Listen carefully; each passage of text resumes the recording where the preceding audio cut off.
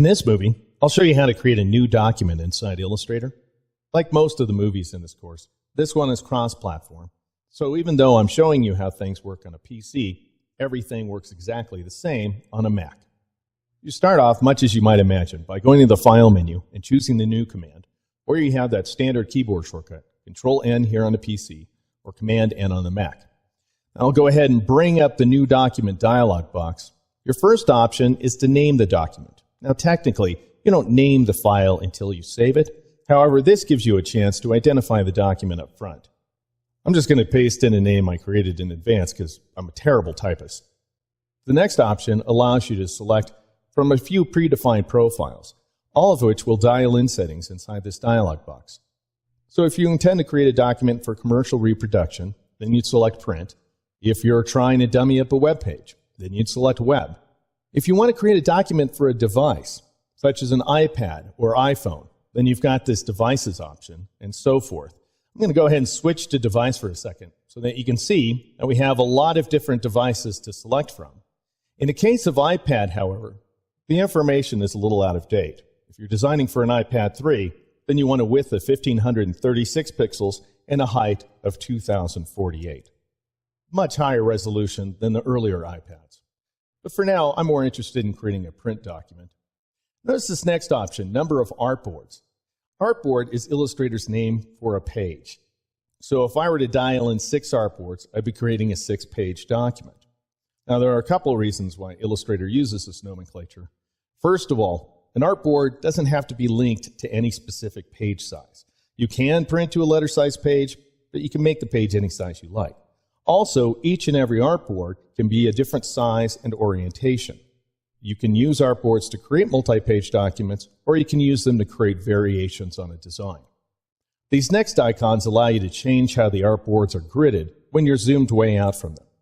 So in other words, how they're arranged on the pasteboard. So most likely you're going to grid by row, at least here in the States, but you could just arrange things in a long row or even a long column. Here's the thing to remember, you can always change your mind later. So you don't have to get it exactly right now. Notice this next option allows you to change to right-to-left layout, which is more common in non-Western countries. The columns option determines how many rows and columns of artboards you'll have. If I leave this set to 3 as by default, then I'll arrange my 6 artboards into 3 vertical columns and 2 horizontal rows.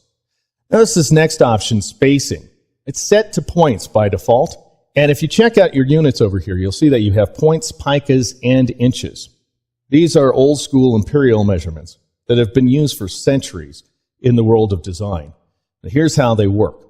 There are 72 points in a single inch, which makes them great for measuring very small items, such as text, for example. Picas fall in between, so there's 6 picas inside of an inch and 12 points inside of a pica. We also have the metric units, millimeters and centimeters, if you prefer. And if you're designing for the screen, then presumably you'd want to work in pixels.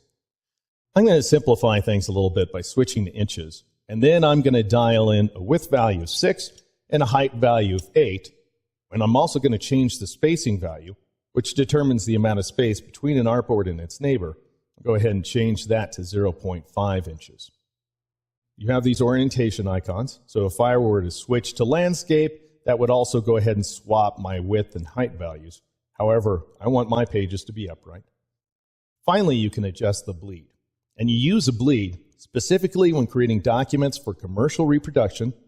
In other words, you're going to take the document to a commercial printer. And you want the artwork to bleed all the way past the edges of the trim size of the pages. So what you're doing here is you're creating a little bit of wiggle room. Now, by default, all the bleed values are linked together. I'm going to go ahead and take my bleed up to 0.25 inches. That'll change all the values in kind, which gives me a lot of room. A quarter inch is a big bleed. And now I'll go ahead and click OK in order to make my new document. And you can see that the black outlines and the gray outlines as well indicate the boundaries of the artboards, which translates to the final trim size. And these red outlines indicate our wiggle room or bleed.